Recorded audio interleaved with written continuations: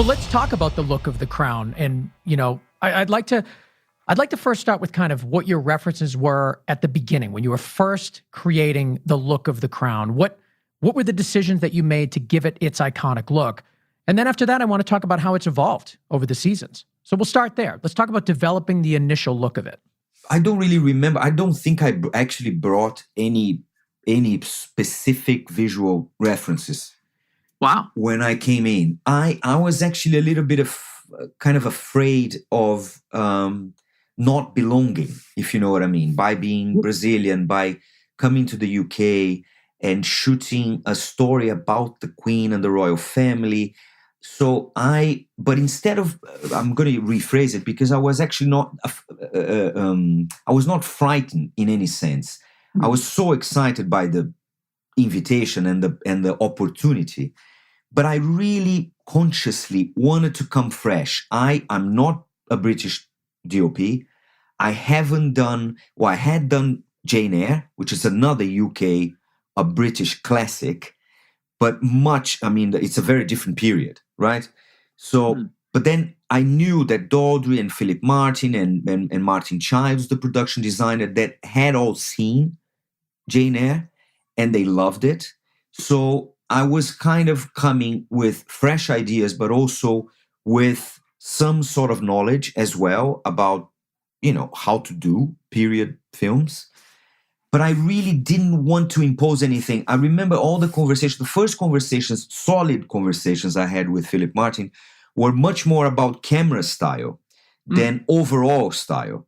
I think we both agreed, and this is like back in 2015 when we started these conversations, that we just needed to slow it down.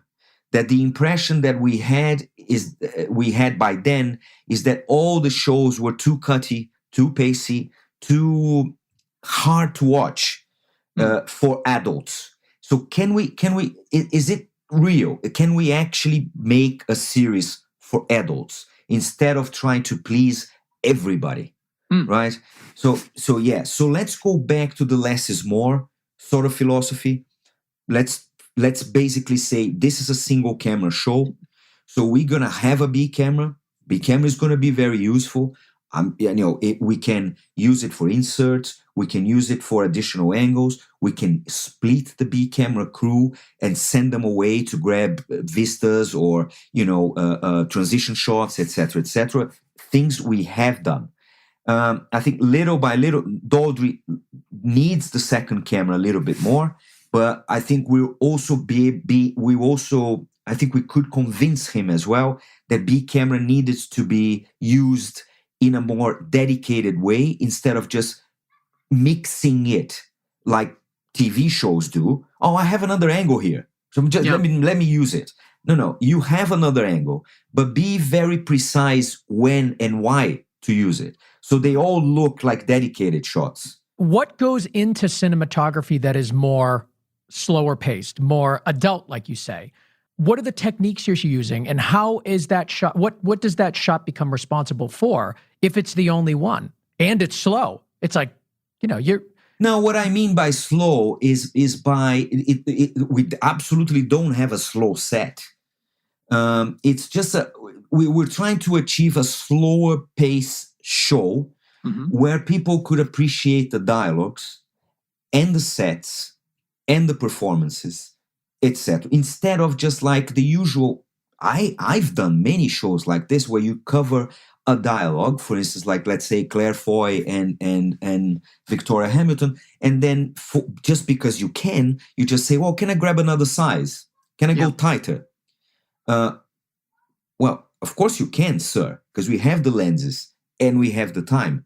But are you sure you need it? So this compulsion for more, it was rationally, consciously something we were trying to avoid. Do we need, by asking questions, actually, do we really need another size? No. So let's move on. You must have constantly been asking yourself that after every take. Because I think you're right. I think the instinct is to have more just in case. It's always this fear of like, let's do one more for safety, that type of thing. But based on experience, even using season 4, I'm not going to jump ahead, but what I'm saying is, the other thing is when you offer the footage to the editors and they get the first dailies, it's kind of a phenomenon in a sense that they all somehow feel they have to use everything they're getting. So I remember actually watching assemblies for seasons 3 and 4 saying, this show is going mad. I mean, why is it so cutty? And then having directors coming to me saying, hey, it's not going to be like that. They're just trying. They're trying out. We're sending the footage. They're trying out. And they're trying out by themselves because I'm here shooting. So when I get there, I'm going to get rid of this pacey thing. But let them try. Just let them try. They need to get the material. They need to play with the material. Sure. Okay, fine. And to be fair with my directors, it's true. Then you watch the final cut. It's back to the Crown pace in a sense. I can imagine it being scary to not get coverage, even if you don't think you need it. I mean, you have to have an incredible amount of faith in everything and in yourself to just know instinctively that performance was perfect.